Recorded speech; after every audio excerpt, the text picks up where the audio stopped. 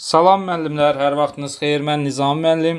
Bugün sizlərlə gün ərzində paylaşdığım sualların izahına baxacağam. Başlayaq birinci sualdan. Deməli, funksiyalarla bağlı maraqlı bir sualdır. Deyir ki, mürəkkəb funksiyadır. Fog x çıxılsın g tərs funksiya f x bərabərdir 2x plus m və fx bərabərdir 4x minus 1, həmçinin də j1 bərabərdir 3 olarsa m-i tapın. İndi gəlin belə deyək də müəllimlər. Baxın, bunu bu formada yazaq. F, yəni bunun yazılış qaydası budur da, bilirsiniz. F gx çıxılsın g tərs fx bərabərdir 2x plus m. Yaxşı, indi bizim əlimizdə c1 var. Bax, fikir verin, c1 var. Onda mən x-ların yerinə, bax, x-i 1 götürürəm. Niyə 1 götürürəm? Çünki c1 olduğuna görə və f1-i də tapa biləcəyimə görə x-a 1 verirəm. Onda olur f c1 çıxılsın c tərs f1 bərabərdir 2 vur 1 plus m. İndi mən buradan f1-i tapıram. Çünki x-in 1 qiyməti üçün 4 vur 1 çıx 1. Bu elədi məndə 3. İndi gətirib yazıram. C1-in yerinə nə yazaram? Hazır qiymət var. 3 oldu F3. Çıxılsın C tərs F1-i nə aldıq? 3 bərabərdir 2 plus M.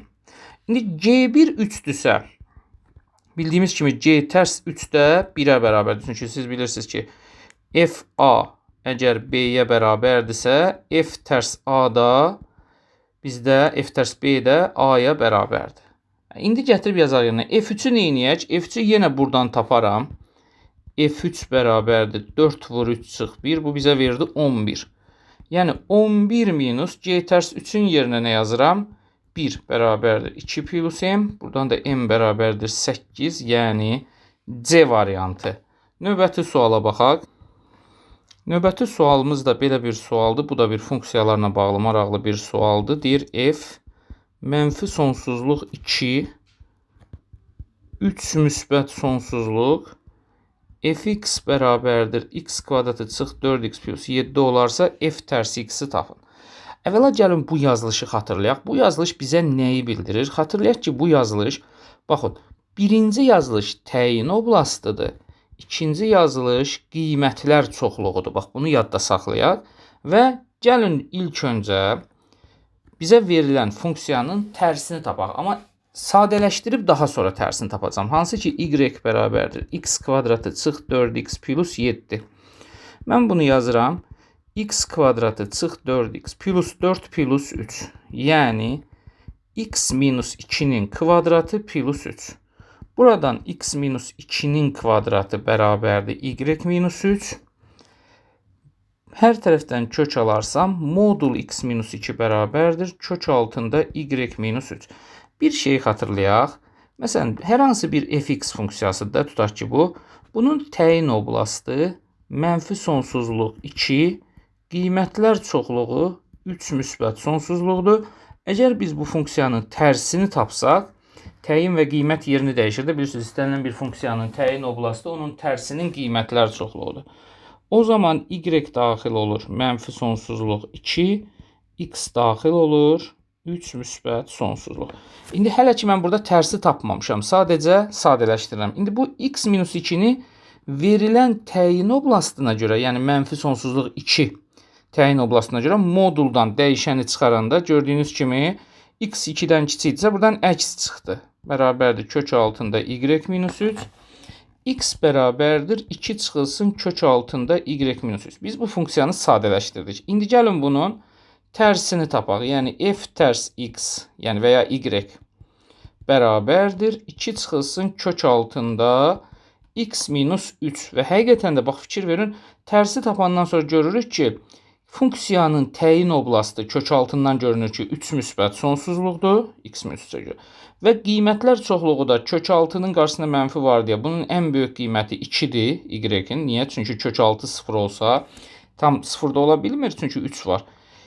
2-yə qədər müəyyən bir qiymət alır və mənfi sonsuzluq. Çünki kök altı artdıqca funksiyanın qiyməti azalır. Ona görə bizim doğru cavabımız y bərabərdir 2 çıxılsın kök altında x minus 3, yəni A variantı.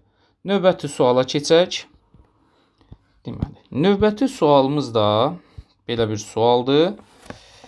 Bizə bir funksiya verib, hansı ki, gəlin bunu qeyd edək, bu sualdan qəbulda istifadə olunub. Yəqin ki, qəbula gedən müəllimlər sualı görəndə xatırladır.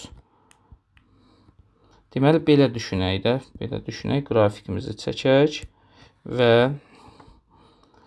deməli, bu bizim gx funksiyamızdır. Bu da bizim